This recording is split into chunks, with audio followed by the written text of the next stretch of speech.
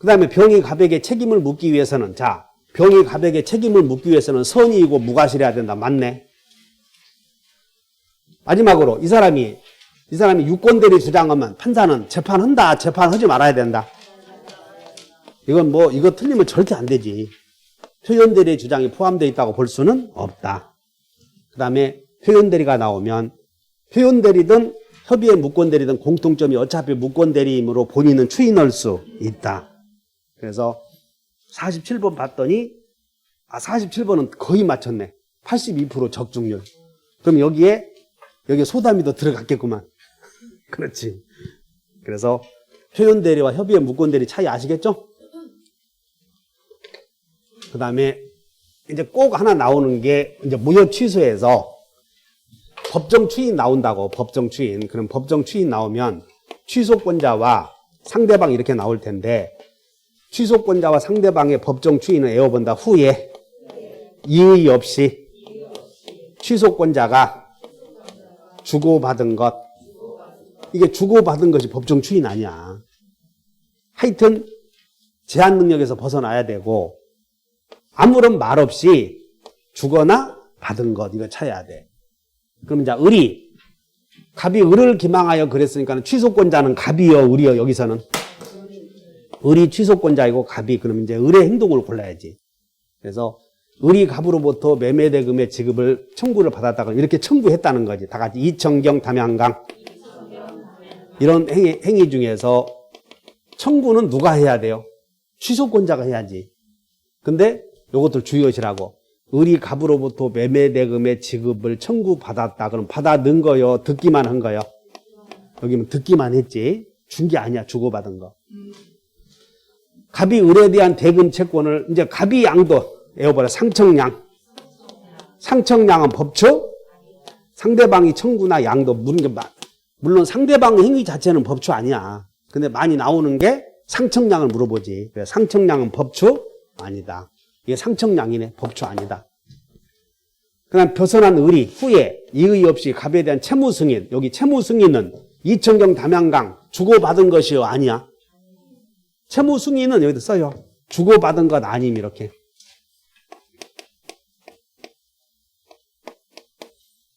그러니까 아니고 벗어난 을이 이의 없이 나왔네. 갑의 매매대금을 갑에게 지급했다. 그래서 이의 없이 이행을 했다. 그러니까 법추지?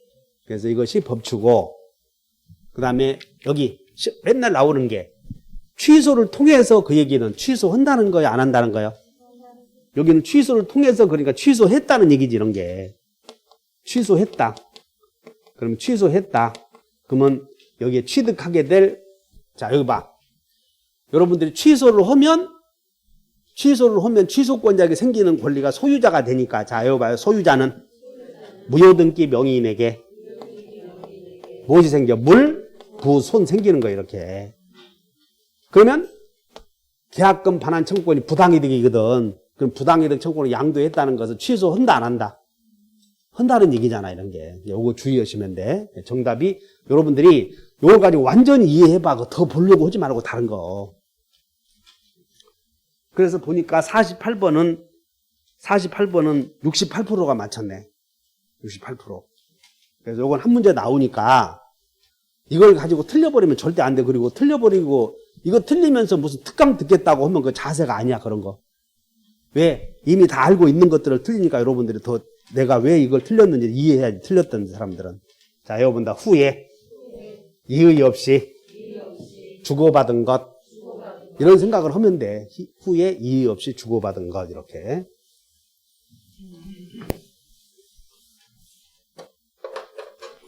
자, 그 다음에 조건과 기한. 일단 조건 기한 나오면 우리가 알아야 될 게 장불사, 그 다음에 장확사, 이렇게 알아야 되고, 장불사, 장확사에 발소 또는 채무이행, 발생, 소멸 또는 채무이행을 의존한다. 그냥 채무이행만 나오면 죽어도 기한이요. 장확사의 발소 또는 채무이행, 장불사의 발소 의존. 그럼 이런 거 알지? 다시 발생, 정지, 소멸은 해제 조건, 이런 거 다 알고, 발생이나 시작이나 같대. 시기, 그 다음에 뭐 종기 이런 것들. 시작은. 그러면 자, 불확정기한부 법률행위는 특별한 사정이 없는 기한 봐, 기한. 기한 나왔으니까 채무는 이행해야 돼, 안 해야 돼요? 그러니까 이런 거 나오면 그냥 정답이요, 그냥. 49번도 반 틀렸는데 이런 걸 틀려버리면 이 조건과 기한 정의 자체를 모르잖아. 다시 한번 장확사에 발소 또는 채무 이행 의존 여기다 써요. 여기다가 기한은 어디 가서 기본서 볼 것도 없어. 기본서 봐봐야 또 가서 엉뚱한 거 쳐다보고 와서 또 틀릴 테니까. 기한은 발소 또는 무엇을 채무 이행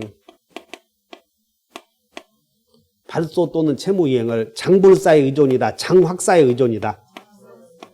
이거 하나만 알아도 다 맞히는 거예요. 여러분들이 가장 가벼운 것들이거든. 발소 또는 채무 이행. 그러니까는 채무 이행만 나오면 조건이요, 기한이요. 기한, 채무 이행. 그러면 여기 보자. 3번 보면 4번 보면 불확정한 사실이 발생한 때를 이행 기한으로 했대. 이행 기한으로 했어. 그러면 이행 기한으로 했으면 그날은 꼭 와, 안 와?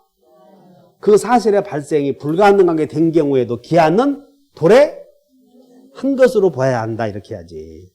도래하지 않은 것으로 본다. 틀렸고. 그 다음에 우리 특약 중에서 여기는 자, 기한이익 상실 특약은 특별한 사정이 없는 정추요, 형추요? 그래. 그래서 형추로 추정된다. 정추로 추정된다. 그래. 정추 그러면 틀렸잖아. 이런 거. 기한이익 상실 특약은 형성권적 특약으로 추정된다. 이렇게. 자, 조건이 성취되었대. 해제 조건. 조건이 성취되면 여기다 조소는 있어 없어요? 없다. 조소는 없지만 있을 수 있다. 이렇게. 조소는 없지만 특약에 의해서 있을 수 있다. 그럼 여러분들이 공부할 때 여기 봐라. 소구표 나오면 그냥 거쳐야 되는 거야. 다 알고 있어야 돼요. 다 알고 있어야 소구표 인정되는 경우 이런 거. 소구표 인정되는 게 있었지? 다 같이 무권토 취치에 적어도 그 정도만 외우고 있어도 다 맞추는 거예요. 이렇게. 소구표 인정되는 게 무권토 취치에 이런 것만 외우고 있어도 다 맞춘다고 이런 것들. 그리고 조건은 소구표가 없지만 특약에서 있을 수. 또 우리는 나가 한번 해보면 조소는 없지만 있을 수 있고 기소는 절대 없다. 이렇게 외웠지 않았어요, 이거. 꼭 기억해 주면 돼요. 그 다음에 기한은 채무자 이익을 위한 것으로 추정한다. 채권자 이익을 위한 것으로 추정한다. 기원 간이여 무추여. 이거 틀리게 나오는 게 무추. 채무자 이익을 위한 것으로 간주한다 그러면 또 틀린다고 이런 게. 기한은 채무자 이익을 위한 것으로 간주여 추정이야. 기무추. 그 민법 총칙에서 추정과 간주를 물어보는 게 여기 하나 기무추.